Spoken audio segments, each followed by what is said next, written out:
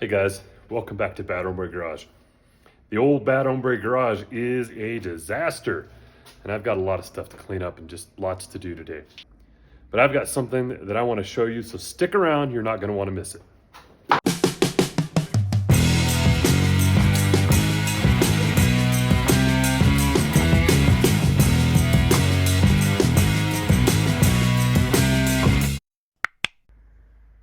All right, I'll start here. I've got elk horns I gotta mount. I've got my pontoon boat sitting on top of my Model A. I've got moving blankets on top of the Nova, which is dirty and dusty and is full of racing tires. My Model A is in some sort of disarray. I think I borrowed the battery out of it to get the Volkswagen going. I've got to put my new battery in. I've got to get it put back together. Oh man, I've got trash cans full of junk, old tires that need put away. My Bonneville hat stuck out here somewhere. Toolbox that's completely dusty and dirty. Workbench full of junk. I've got Volkswagen parts. I think that's a Honda catalytic converter. Jeep parts, a useless chop saw. All kinds of junk that I've got to get rid of and clean up. But today's an exciting day. For those of you who might have been checking out my social media, you can check me out on Instagram, Facebook, Bad Hombre Garage. You might have seen a couple of updates of what I've been doing. And for those of you who might hear an echo in the background, you know what it's about. Check it out. I got to show you guys the new and improved Bad Hombre Garage. Now forgive me because I know I have a bad echo in here. But I just want to show you guys this. This is what I've been up to. Hasn't been a lot of content in the last year probably. Just a little bit of stuff because this has been taking up most of my time. So I'll do a quick walkthrough, show you what I'm working with here with the new shop. And then I'll show you some of the tips and tricks maybe that I learned and picked up along the way, what I used. And then I need your guys' input. Stick around here. At the end of the video, I'm going to ask you guys a bunch of questions, and I need you guys to put in the comments some help for me. So here it is. Check it out. It shouldn't take too long to look at it. This is the new Bad Hombre Garage. What we're working with here is a space that's 36 feet long, 24 feet wide. I've got an 18-foot door, 18 by 10 door on it. I only put 2 windows, actually 3 windows in, one over here in the workshop area. This is the workshop area connector. It's 16 feet by 10 feet. And then obviously has the pass through to my current garage. Let me get some lights on it here since they work. This thing has been it's kind of been a pain to get through, but we finally got through and got it done. It's full, full foundation. Everything, I tell you what, Colorado is a pain when it comes to code, building code and stuff. It's just been a challenge, but it is here and it's complete.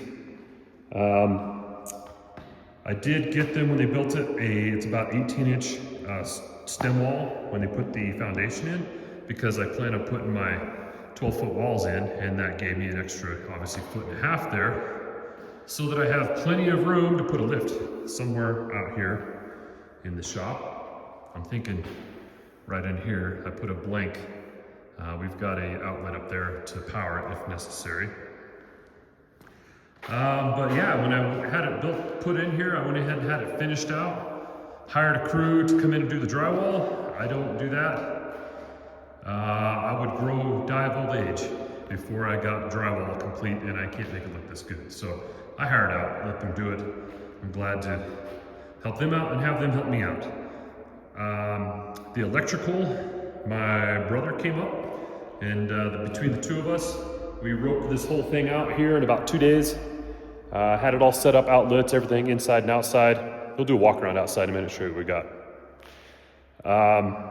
And then I had to get a friend come over and help. I hired him to help tie in. I'll show you guys how we had to tie in the panel. That was probably the biggest pain of this whole project, was getting the electrical tied in and legal. And then I got a few shout outs here to give. One of them to my friend Caleb. Thank you for letting me borrow your giant ladder. That has been invaluable. in doing this and accessing, getting up in the attic and everything. I got to hang on to it for just a little bit longer because I still have to do the spray the insulation in the attic. I'm just going to put some, put some blow-in insulation in there, and it's not too bad. It's, you can go down Home Depot for like 140 bucks, rent the blower machine, but it's about 750 bucks for the insulation. So that has been the theme of this project. Everything costs a bunch of money, and I've been cash flowing this whole thing as we go. So that's why it's taken so long. Work, get some money, pay some people, do some stuff, or do some of the stuff myself. Another shout out is for the floor. This floor, it's kind of hard to see with the reflection there, but this is a rust-oleum product. They're epoxy for garage floors. And my friends Loco and Dave came over here and very selflessly just pitched in and did this whole floor, which was awesome.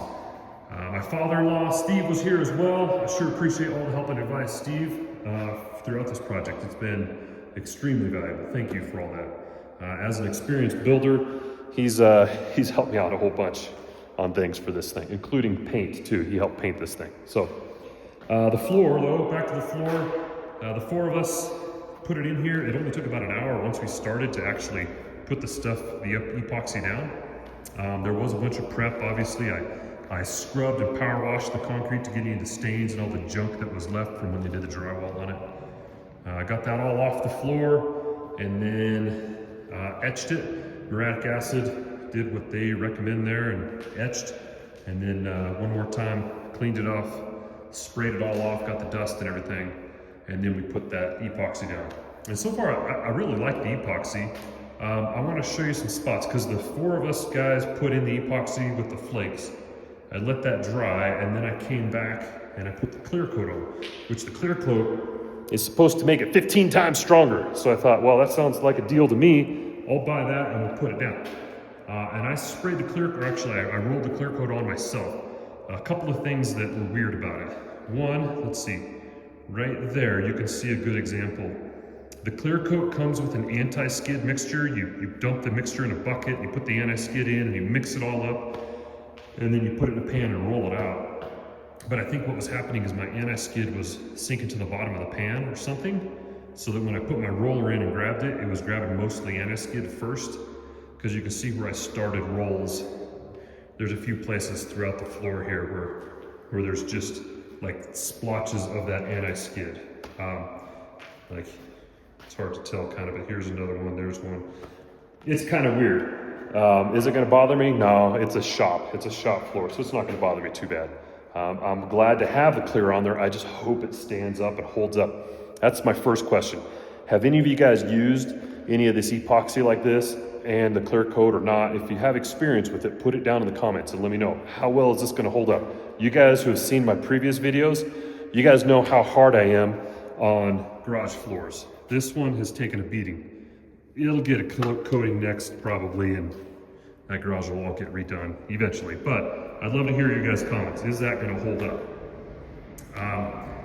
I'm happy with it. There were a few things in the floor, like there's one spot right there with the little, like where it was a bubble. It created a bubble. There's a couple of those, maybe a couple spots where we got real thin with the epoxy at first, but it's not bad. It shows up great.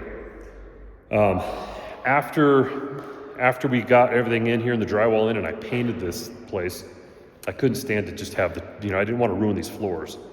I wanted them to look good, so I spent the money.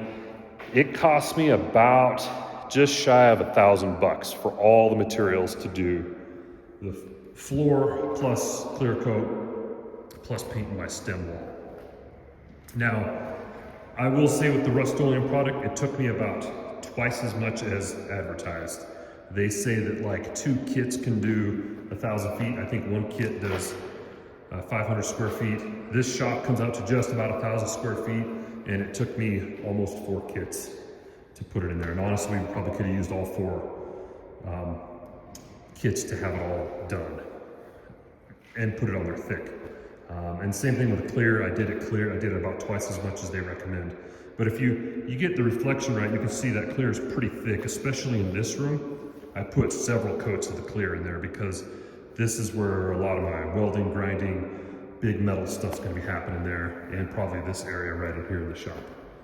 I'll put a picture up in here so you guys can see. But when I got done painting, painted the walls, and I followed my friend Dave's advice on that. I painted them just ultra white. There's no tint in that paint, it's just white.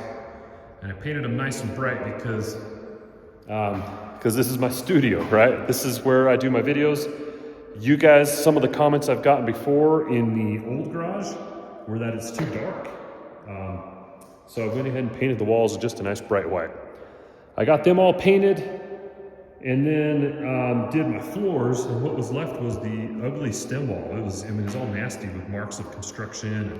It was just bad. So I bought a gallon of paint, concrete paint, picked what I thought was a good color, and just spent a few hours in here and painted it.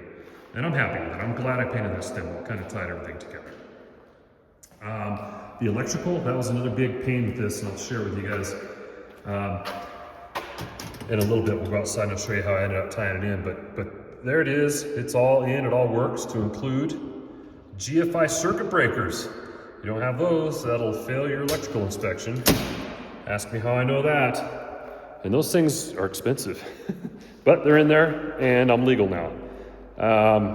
I've got 240 volts, 240 set up, two places, one right there with 50 amp. That'll kind of be my primary plug-in for, I'll build an extension cord for running my welder there, over here, wherever I want to run a future TIG welder. And then I've got 240 over here with my air compressor to run on. Because this air compressor says it runs on 120 or 240. I figured I'm in control of this, let's run it on 240, and it's happy. It's happy. My dad gave me a good deal on that thing. It cranks up, it fires up nice, runs power. It's really great. Let's take a little walk outside. I'll show you some of the stuff we did outside the shop. Man, the wind is howling today too though, so forgive me if you hear the wind blowing. It's gonna blow the leaves in, man. All right, I'll show you a few of the things I had to do outside. Obviously, we put some lights up to match the house, make it look pretty. Put some outlets here on the outside. I forgot about those boards. Anyway, got one outlet stuck outside here. Went ahead and had gutters put on. Spent a few hours the other day painting them to match. And then I've got, like I said, outlets on the outside. It looks like that's coming loose, and then I got to tie that in on the bottom. It was kind of a pain connecting it. We'll look at the front. I'll show you where the shop is connected. Connected to the house. The reason it's connected and is an addition to my house is because according to my county code, I couldn't put a building in that was closer to the street than the front of the house. And based on my geography around here, everything, this is where it had to go, and that's how it was gonna go. I wanted a standalone shop, but I said they wouldn't approve it. So I said, well, what if it's an addition? And they said, oh, if it's an addition, you're just changing where the front of the house is. So make an addition, go for it. So that's why I have this little connector here. The little 10 by 16 section workshop is my addition where it connects, used to be the edge of the house was right there to my shop. So it's kind of a pain getting the roof and everything to tie in, all that. It's kind of a hassle. But anyway, we're glad we got it done, and man, it looks good. I told you guys electrical is one of the big things about this. I learned a lot about electrical through this process. And again, working with the county, trying to get my permits approved and everything, had to come up with plans. Here was the big deal. My house sub panel isn't enough to run my house and my shop. So I had to run a different sub panel. Had to run bigger power from the pole to the house, and then basically make my house a sub panel and my shop a sub panel. And according to code, they had to have their disconnects co-located. So that was kind of a pain, but this is where we came up with this. We're still kind of trying to tie the rest of it up, but I basically had to put a new panel on my house with there's big giant disconnects in there for the house for the shop sub panel. And then obviously, it comes and runs off the pole. This is another story. My septic leach field is right there, which the guy that was helping me do the electrical figured out when he dug the trench. Anyway, I got new septic leach fields.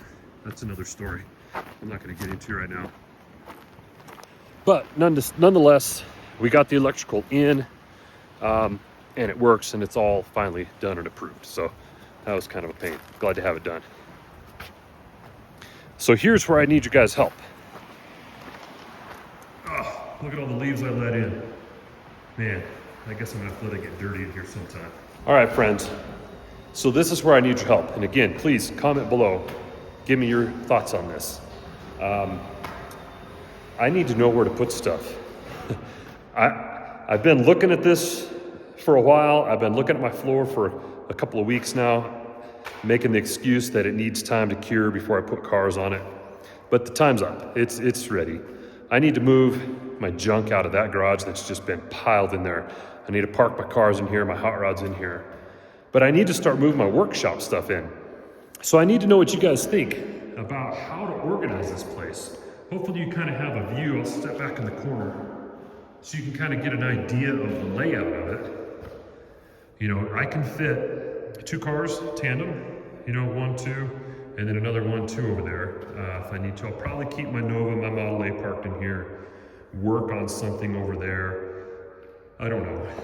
And again, if I do get a lift, which I plan to eventually in the future, it'll be right in that area. We did pour the concrete thicker, 6-inch concrete slab for the front half of it, and then just that last half there tapers to 4 inches. So it should support my lift in this direction. But my questions are this: do I get a 2-post lift? I like a 2-post lift. Right over there would be nice. I can lift bodies off cars, stuff like that. Or do I do like my buddy, my old boss, Nick, has done? In his shop, he has a 4-post lift, which is handy. You can get on there, you can work on your car, but also you can just throw a car on the top of that 4-post lift and park another one underneath it. I don't know. If you guys have experience with that, please let me know. Please give me your thoughts and your feedback on that, whether you recommend a 2-post or a 4-post lift, or both. Dreaming, right? And then this in my workshop area, this is where I need you guys' expertise as well. I've got tools I need to put in here, right? I've got a drill press, I've got a workbench, I've got my big toolbox, I've got my torches, my bottles, you know, oxyacetylene bottles, I've got a welder. I've got all that stuff that I need to put in here. Do I put it all, you know, just against walls there? Do I have one little section maybe along this wall that I put my big equipment that I'm not gonna use all the time? My air compressor has to stay there because that's where the one plug-in is that I built for it. I wanted it kind of out of the way where it's hopefully quieter. And it's not too bad, it's pretty quiet. But how about this? Do I do this? Do I go ahead and make the time and build some shelves? Not shelves, I'm sorry, but workbench just that goes all the way around that small room? Do I change the shape or the size of that door? Maybe make it a little smaller, maybe, you know, I don't know. I don't want to get too creative with it. You know, I don't know. I have a metal table, a small metal table that I picked up that'll probably, I'm thinking put out here kind of like an island. And then maybe my big workbench, my wooden workbench, bring it out here and put it up against the wall. You know, and then my toolbox, I thought my toolbox would sit right here. But I don't know, you guys tell me what you think about that. I need your inputs. And then, yeah, finally, I still do have some work to do. I need to do trim. I'm not a woodworker. I really don't like doing woodwork, but I'll figure it out. You know, drywallers. I don't know. I guess they figured I was doing trim anyway, so that's what that looks like. But I need to put trim up and around this door. I'm probably not gonna do trim around the whole shop on top of the stem wall, just because I don't think it needs it. But I will come in and do trim right along the floor there, that side and right there. And then I need to do trim up and around once I get that figured out. Trim in here on my opening. Is that a Black Widow? I should say, was that a Black Widow? Anyway, I need to figure out the trim on there and make it look pretty. And on the inside, trim it out obviously, and have a big, like a sliding barn door. I'm also gonna come in here and cut that concrete and that footer, whatever you call it, the wood out, so that I can have a nice smooth transition across there. So yeah, we'll get that too. Anyway, all right, that's it, guys. That's what I wanted to show you, the new shop, the new Bad Hombre Garage. I just want to tell you too that I appreciate all of your support over the years watching the channel. I get tons of good comments. I get some great feedback comments too that, hey, I got thick skin, I like it. Thanks for telling me. You're not gonna hurt my feelings if you tell me stuff like, hey, it's too dark or it's too whatever, right? Tell me, especially now if I can change things. And I covet your comments and your inputs too on how to build, put the shop in, especially those of you who have done your own shops. Do I spend the bucks? Do I save up some more money and just go ahead and get the big, like real nice fancy shelves, workbench, and put it along the front wall by the windows or something? I don't know. I've thought about a lot of this. I don't really know though. I need your guys' thoughts and your inputs. Or is that stuff overrated? I don't know. Anyway, thanks again to my viewers. Thank you guys for supporting the channel. Thanks to all the help that I got building this place, to my brother, to my father-in-law, to my buddies. I do appreciate all of your help at some point during this process. It's been over a year getting this built and everything ready to go. But I'm excited. I need you guys to hit subscribe, ring the bell for notifications. You don't want to miss it because we're going to start moving cars in there. And the list of projects is just long. And I've got one you guys haven't even seen yet parked over there that I'm eventually going to drag over here and get going. So thank you guys again for watching. Please subscribe. Please leave comments on how I should organize the shop. And stay tuned and watch the next